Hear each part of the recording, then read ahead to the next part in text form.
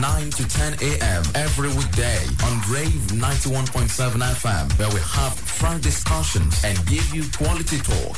Always. Let's turn it up. Relax and unwind because we're going live. 91.7 Wave FM.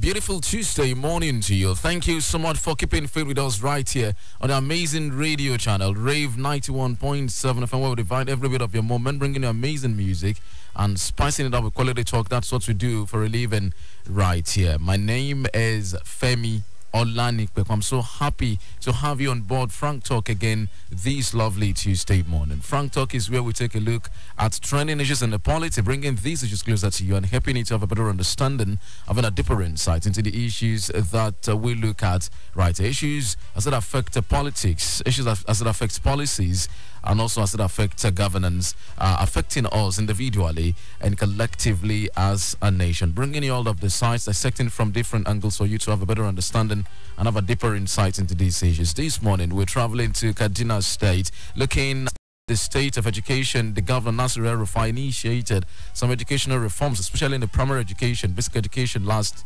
year. That's late last year, leading to the sack of about 20,000 teachers. Now, there was a competency test conducted for some of those teachers that time.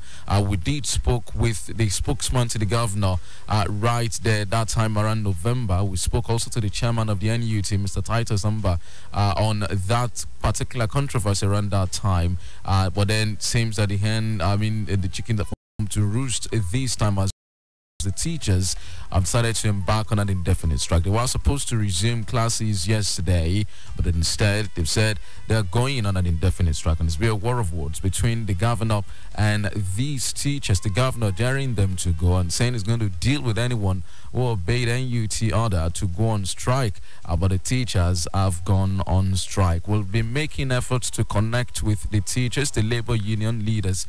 As of this morning, all of their phones were switched off. Some people insinuating that they've done that deliberately to go underground, sort of. But then last time we spoke with Comrade Titus Amba, he spoke of his disappointment at what he said was a gentleman's agreement entered into with the government on that competency test, but then that the government, according to him, shifted the goalpost in the middle of the game, saying that other than 60% pass mark or what have you that they agreed on, government said that the pass mark will now be 70%, and some of those controversies trailing that, and the governor himself, you recall, released the script of some of those teachers, and it was greeted with outrage really by Nigerians, condemning the poor performance of the teachers. Many Nigerians really supporting the governor and the government of Kaduna State for that effort at reforming and revamping that education sector in that state. We'll be speaking shortly with the spokesman of Kaduna State, Governor Nasir El-Rufai, once again, Samuel Aruwan.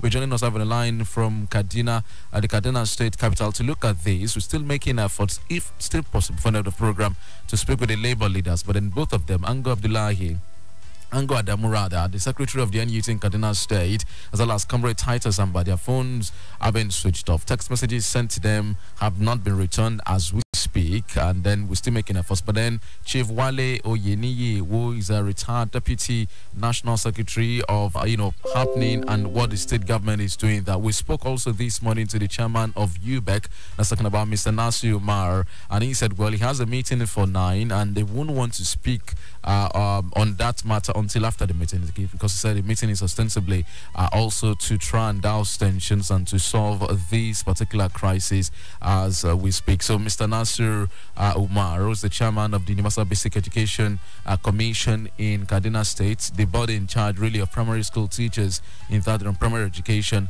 he's saying that well, he will get across to us later on, but then definitely not around this time, saying he's chairing the meeting on that particular crisis. But then Samuel Aduwan will join us shortly to speak with us on that particular situation. Now, the decision to embark on strike, like I said earlier on, was to force the El-Rufai administration to reverse the sacking of about 20,000 teachers and government. The government claimed had failed its competency test it conducted in early June 2017. The strike, earlier scheduled for November 23, 2017, was shelved by the NUT to allow government to review the cases of affected teachers, especially that the union had dragged the state before the Kaduna Division of the National Industrial Court. The court later ruled in favor of the teachers, but the state stuck to its gun, saying that the teachers were sacked before the verdict of that court. And the union, well, as usual, as expected, is backed by the parent union body that's talking about the Nigeria Labour Congress, and it also directed its members to embark on an indefinite strike to press home its demands. But the state governor Nasir El-Rufai on Sunday warned of the consequences of joining the strike. It threatened that any worker who stayed off duty risked dismissal. In a statement by special assistant, senior assistant to on media and publicity, Mr. Samuel Arwanda, will be joining shortly. He stated that, and I quote now, that there can be no doubt that the Kaduna State government will take firm and decisive disciplinary action against personnel who absent themselves from duty, including dismissal from service. And of course, that the governor threatened the workers that if they embark on strike, well, they might as well face the consequences right there. However, the teachers have remained unfazed in the face of this threat, saying they are not going to have any of that. We're trying to connect with Mr. Samuel Arwan, the spokesman to Governor Nasir El-Rufai of Kaduna State. Seems to be on another call at the moment, but then we definitely connect with him to get well, how the government is handling this. Is the government ready to back down, and if possible also to get some of the other sides? Now, government has also accused that this situation is being politicized. Some of the governor's critics and opponents, including Senator Shehu Soni, will have also spoken on this matter. They're saying, well, the governor should tread softly and also try and give this a human face, I mean, as they are calling. But the governor is saying this is for the future of Kaduna State, for the future of the people of that state and the future of those children, saying if teachers are unable to pass primary 4 competency test, primary 4 teachers exam, I mean primary 4 test conducted for these teachers, then of what use are those teachers staying in classes to teach these children? Some of the scripts released by the governor, though some people say it's actually unethical, were actually embarrassing when you check the question. But some people are also saying, but that is not the issue here. Could those teachers be retrained? Is it possible for those teachers really to be retrained to fix that particular? But then everyone seems to agree also that there is some rot in that particular sector of the nation's education. But then we're still trying to connect, having some challenges, really linking up with Samuel Aduwan, the special assistant to the governor on media and publicity, to join us right here on Frank Talk this morning, live on the line from Kaduna, the Kaduna State capital. Get us a hang of what the situation is and